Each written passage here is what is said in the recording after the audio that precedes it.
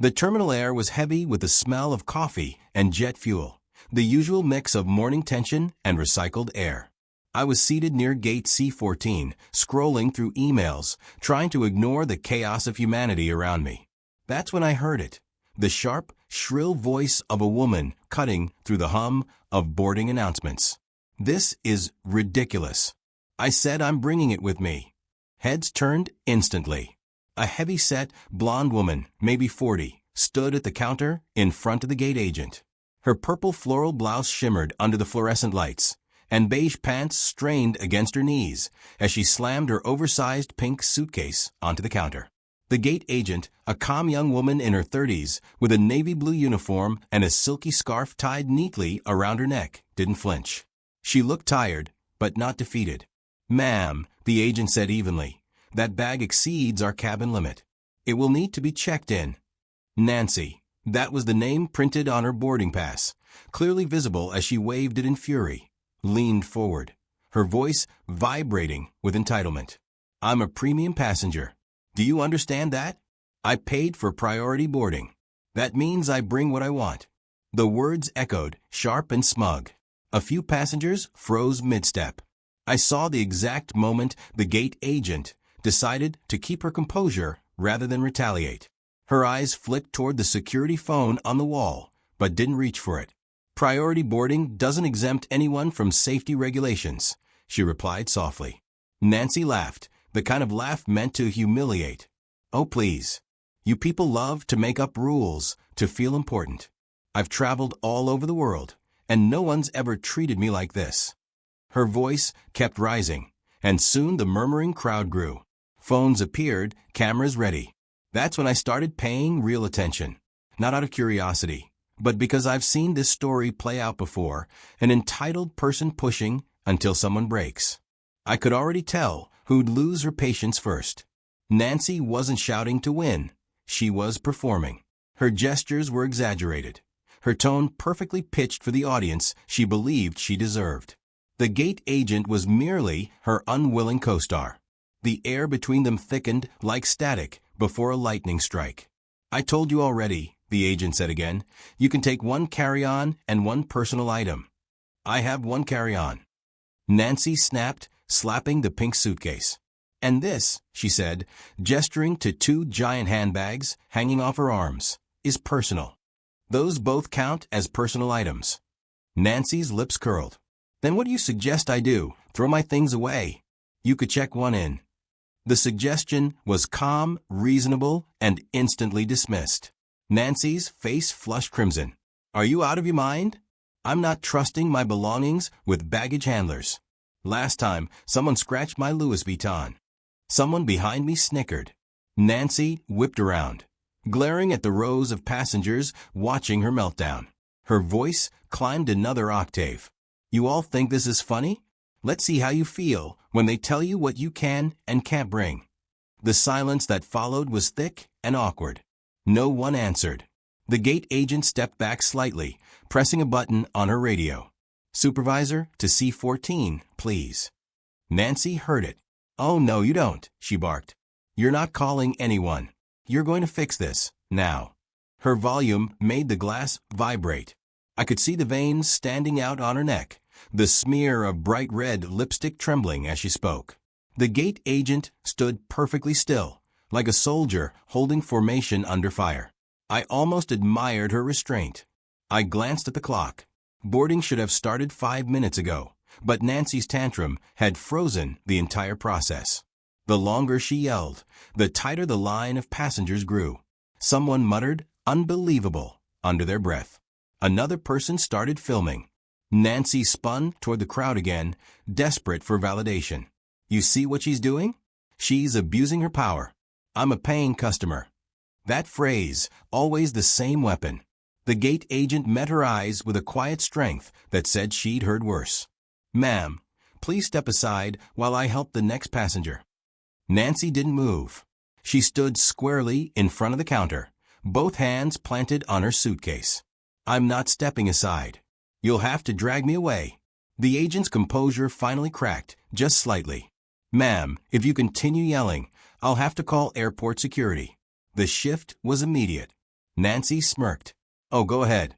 I'd love to explain to them how unprofessional you're being. It was at that moment that I started recording. Not because I enjoyed the spectacle, but because the atmosphere had changed. You could feel the inevitability of disaster in the air, the slow slide of arrogance toward consequence. Nancy turned back to the gate agent and lowered her voice into a venomous whisper that carried just far enough.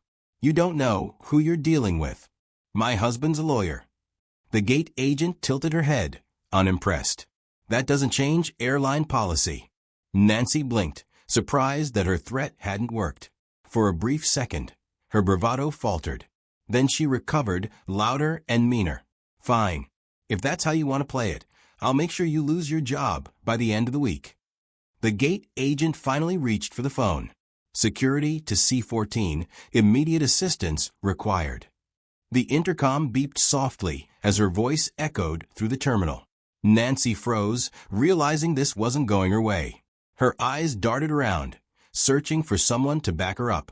But the crowd's expression had shifted from curiosity to disgust. Even the teenage boy sitting a few seats away rolled his eyes. The announcement system above us chimed again. Attention passengers for Flight 203 to Denver. Boarding will resume shortly. Please remain seated. The words sounded like a taunt. Nancy's chest heaved. She muttered, "Unbelievable," under her breath, pacing in front of the counter. The pink suitcase rattled as she kicked it. The sound of approaching footsteps drew every eye to the right. 2 airport security officers, 1 male, 1 female, walked briskly toward the scene. Their presence was calm but commanding, the kind of energy that ends arguments before they start. Nancy saw them coming and squared her shoulders, trying to regain control. "Oh, thank God," she said loudly. "Finally, someone competent. You can tell her she's violating policy." The officers didn't respond right away. They exchanged a look with the gate agent, who explained the situation in a few quiet words. Nancy, impatient, interrupted mid-sentence. "Don't listen to her. She's lying. I've done nothing wrong except ask to bring my property on board." The male officer nodded slowly, his voice measured. "Ma'am, can we step to the side for a moment?" Nancy's expression hardened. "No, I'm boarding this flight." The entire gate seemed to hold its breath. I could hear the faint whine of a distant turbine outside, the rolling of suitcases against aisle, even the rustle of paper boarding passes. Every sound felt amplified in the waiting silence. The gate agent stood behind her counter, silent but resolute. The security officers waited, and Nancy, still clutching her suitcase like a trophy, stared them down. That was the moment, the instant before the inevitable, when it became clear that she wasn't going to back down. Not yet. Not until the universe itself decided to teach her the lesson she refused to learn. And from where I sat, phone still recording, I knew this was only the beginning.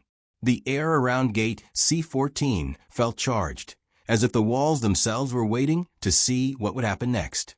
The 2 security officers stood just a few feet away from Nancy, their expressions controlled, their presence silent but commanding. Passengers watched without moving, every breath synchronized in uneasy anticipation. Nancy's hand gripped the handle of her suitcase so tightly her knuckles turned pale. "Ma'am," the male officer began, voice even professional. "We just need to speak with you for a moment." Away from the counter. Nancy's reply was instant, sharp, defensive. "No, you don't. You need to tell her to let me board this flight. That's your job." She jabbed a finger toward the gate agent, whose composure didn't waver. The agent's arms were folded, her stance calm, her eyes patient but firm. The scene was unfolding like a chess match, one side governed by rules, the other by pure impulse. The officer tried again, this time with a hint of authority. "Ma'am, please step aside." Nancy gave a short, mocking laugh. "What happens if I don't? You'll arrest me for carrying a bag." Her sarcasm cut through the air like a knife, and for a moment even the hum of the overhead lights seemed to fade. The officer's expression didn't change, but his tone hardened. "We're asking you politely. Don't make this harder than it needs to be." The word harder triggered something in her. She shifted her weight, straightened her shoulders, and raised her chin. You think you can intimidate me? I know my rights. The narrator's voice cut through the tension, quiet but thoughtful. Rights are one thing. Rules are another. And airports don't care much for debates. Nancy wasn't listening to anyone but herself. Her ego had taken full control, driving her deeper into the hole she was digging. She turned back to the passengers, spreading her arms dramatically. You're all seeing this, right? They're trying to humiliate me in public, just because I won't bow down to some ridiculous rule. A few people exchanged looks, but said nothing. Most had seen enough to know how this would end. Phones continued recording. The light from their screens shimmered against the glass wall overlooking the parked airplane, casting faint reflections that made the moment feel like something staged for a reality show. The gate agent spoke again, her voice low but steady. Ma'am, the flight cannot proceed until this issue is resolved. Nancy snapped her head back toward her. Then delay it. I'm not moving. It was defiance coded in entitlement, and it hung in the air for a beat too long. The officer sighed, glancing briefly at his partner. The female officer stepped forward, maintaining a calm but unmistakably firm tone.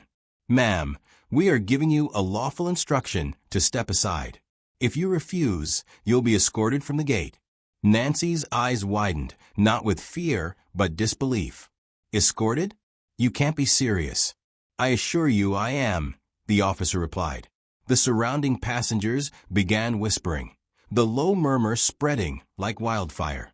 Nancy turned again to the crowd, desperate now. You're really going to let them treat me like this? She yelled. But this time, not a single voice rose to agree with her. Her audience had vanished into silence. The realization flickered across her face, a quick flash of panic beneath the fury. She turned back to the gate agent, lowering her voice, trying to shift tactics.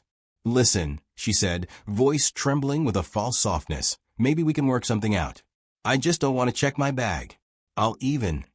The agent shook her head gently. I can't break policy. Nancy's attempt at diplomacy vanished instantly. Policy, she hissed, is for people who don't pay extra. The male officer stepped closer, his voice now firm enough to cut through the noise. That's enough. Step away from the counter. Nancy didn't move. For a moment, everything stood still. The officers, the passengers, even the hum of the plane outside seemed to pause.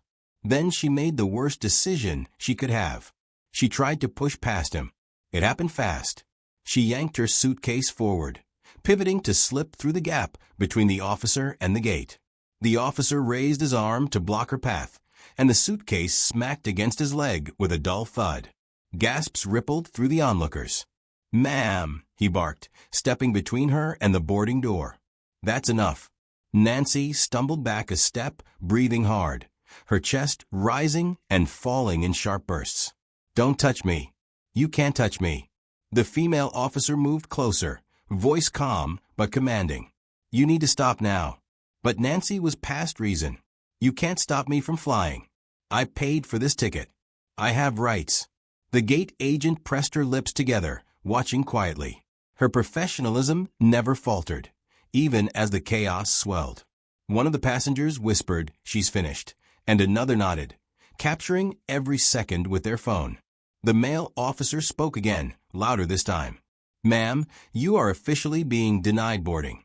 Step away from the gate. Nancy froze, confusion flickering across her face as the words sank in. Denied boarding, she repeated, her voice smaller, uncertain. That's correct, he said. Your behavior is disruptive and violates airport conduct policy. Her defiance crumbled into disbelief. You're banning me? Over a bag. The officer didn't answer. He simply gestured toward the waiting area. Let's go. No, she shouted, her voice breaking into a shrill note. You can't do this. I'll sue all of you. Every one of you. But her threats had lost their edge. Her words bounced off the sterile walls and landed flat. The female officer reached for her arm, guiding her gently but firmly away from the counter. Nancy resisted for a moment, then gave in, her body sagging under the weight of humiliation.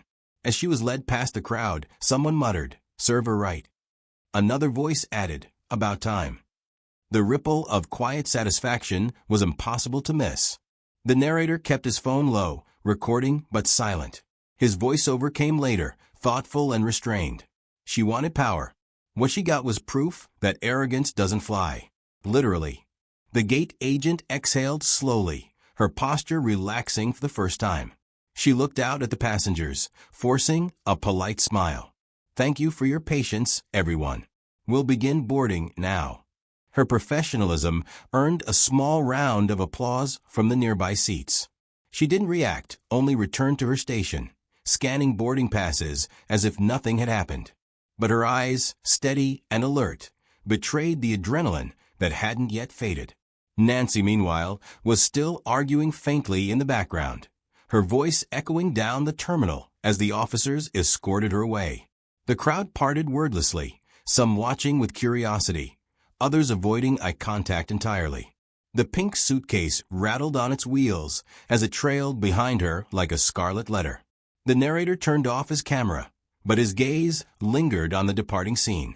The last glimpse of Nancy was a blur of floral fabric and fury, swallowed by the glass doors leading to security. For a moment, silence reclaimed the terminal. The whir of the escalator, the low rumble of planes outside, it all returned like sound after an explosion. He sat back, watching the gate agent resume her duties, as if the meltdown hadn't just shaken the room. And yet something about the atmosphere had changed. Everyone seemed lighter, more alert, united by the quiet relief that justice, for once, had come swiftly. Still, as he watched the officers disappear down the corridor, he couldn't shake the feeling that this wasn't the end.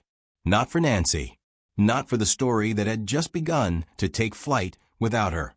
The next morning, the video was everywhere. My phone buzzed before sunrise with notifications, the same clip replaying across different accounts and captions. The scene at Gate C14, Nancy's outburst, her threats, the final moment when security escorted her away, had gone viral overnight.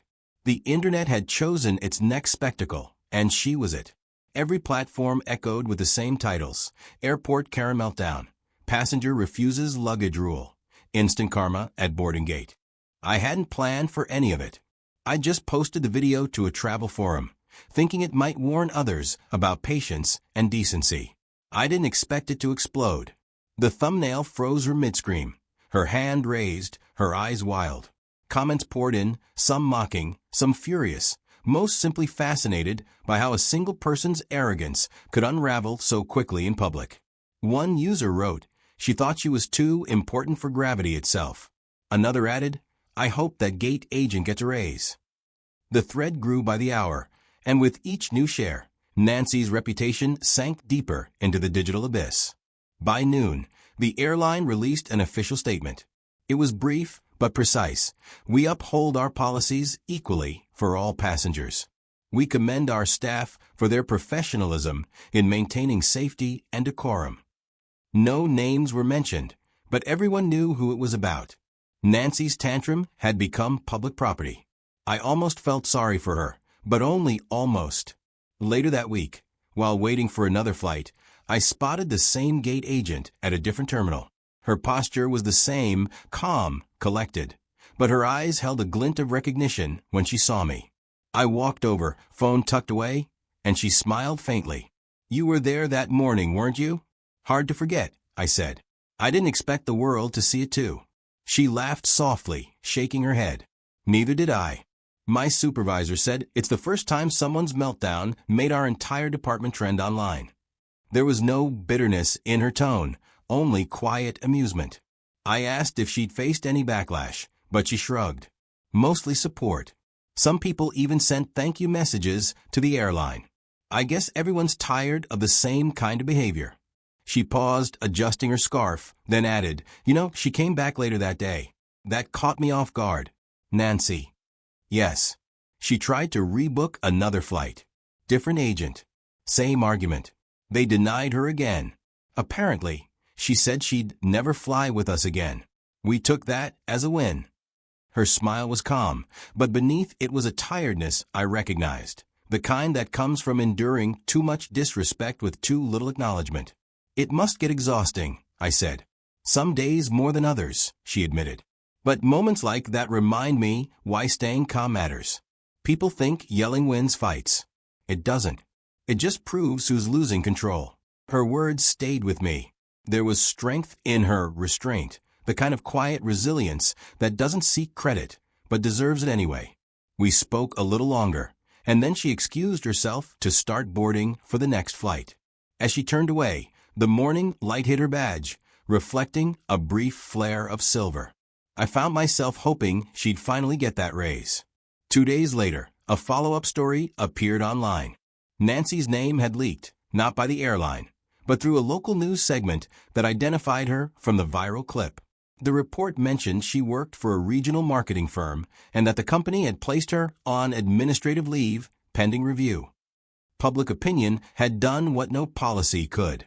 Comments under the article were merciless, dissecting every expression, every insult she'd hurled. The internet had turned judgment into entertainment, and Nancy was the latest exhibit. It would have been easy to laugh, to treat it like poetic justice. But there was something hollow in it too. Watching a stranger's downfall go viral felt different when you'd witnessed it up close. The fear, the delusion, the slow collapse of certainty. She wasn't a villain out of a script. She was a person who'd built her identity around being untouchable, and finally learned she wasn't. Still, the universe has a way of finishing its stories neatly. A week after the video peaked, another clip surfaced.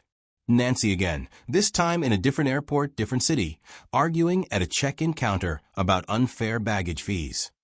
The crowd wasn't as patient. Someone recognized her instantly and started filming. Within hours, that video joined the first, stitched together into a compilation titled, "When You Never Learn." By then, her name was everywhere, attached to headlines about entitlement and consequences. She'd become the embodiment of her own pattern, each outburst a repetition of the last, each ending the same way, with security guiding her out, luggage in tow, pride left behind. I watched the second video in silence, feeling a mix of disbelief and inevitability. She hadn't changed at all. Some people, I realized, aren't humbled by consequences. They're fueled by them. They see punishment not as correction, but as persecution. A notification pinged on my screen. Someone had tagged me in a post. Original witness of the airport Karen story speaks out. I didn't click it. I didn't need to add my voice to the noise. The footage said enough. It didn't need commentary. The truth was visible in every frame. The way arrogance melts into desperation. The way justice sometimes comes wrapped in embarrassment instead of revenge. That night, I sat by the window of my hotel room overlooking the runway.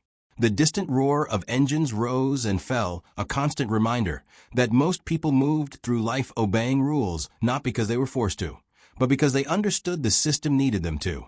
Nancy had never learned that balance. She thought the world bent for her. Instead, it had filmed her, judged her, and moved on. The next morning, as I passed through another terminal, I spotted a familiar security officer. The same man who had handled Nancy's outburst. He was standing by a checkpoint, calm and unreadable as always. I caught his eye briefly, gave a nod, and he returned it. No words were needed. We both knew what we'd witnessed wasn't just an airport scene. It was a reflection of something bigger. When I boarded my flight, I couldn't help glancing down the aisle, half expecting to see a flash of purple floral fabric somewhere in the crowd. Of course, she wasn't there. People like Nancy rarely stay quiet long enough to fly unnoticed, but for now, the skies were calm. As the plane lifted, clouds swallowing the city below, I thought about that first moment, the shouting, the stubborn defiance, the quiet strength of the woman behind the counter. Justice hadn't needed force. It had only needed patience. Somewhere down there, Nancy was probably still convinced she'd been wronged. Maybe she was crafting her own version of the story. One where she was the victim, the misunderstood traveler mistreated by the system. But it didn't matter anymore. The world had already written its version, and hers had been drowned out by the sound of her own anger. Before the seatbelt sign turned off, I opened my phone one last time. The video had passed 10 million views. Under the latest comment thread, someone had written she demanded extra baggage, and karma helped her carry it. I smiled faintly, locked the screen, and leaned back. The engines roared louder as the plane cut through the clouds. Outside, sunlight poured across the wings in clean, steady lines, silent, indifferent, endless. The world moved on, leaving Nancy grounded far behind, still arguing with rules she'd never understand.